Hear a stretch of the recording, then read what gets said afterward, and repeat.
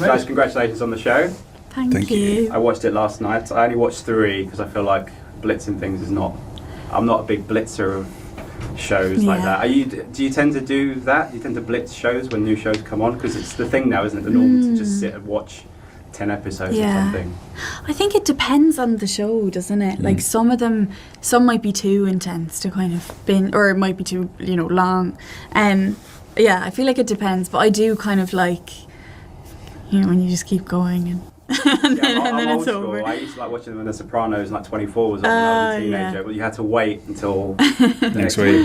And why you don't have the same twists as 24? I mean, you can't do, we kind of don't. It's nice to wait, I feel like, rather than blitzing the whole thing. Boring question first then. How did you both kind of get involved with this project? How did it come about? And had you read the book beforehand? Alison, maybe I'll start with you. Yeah, I'd read the book before, and so kind of had a relationship to it already, and absolutely loved it.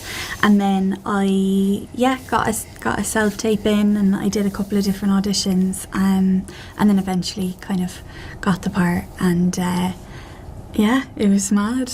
It was mental.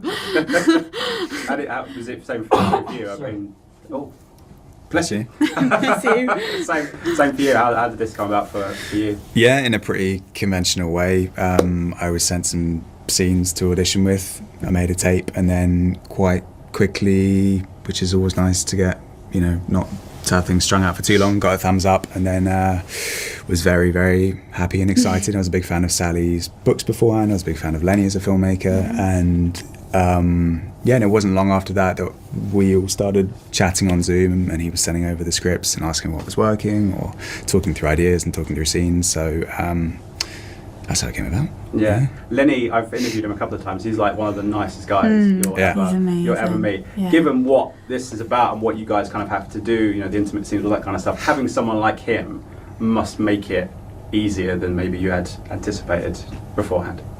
Yeah, I mean, he makes every situation better. Like he's just as you say, the kindest, most generous person. I think he's so talented and gifted at what he does, but I think when you come at something like with that kindness and that generosity and that humour, I think that's why his work is so amazing, because of who he is as well.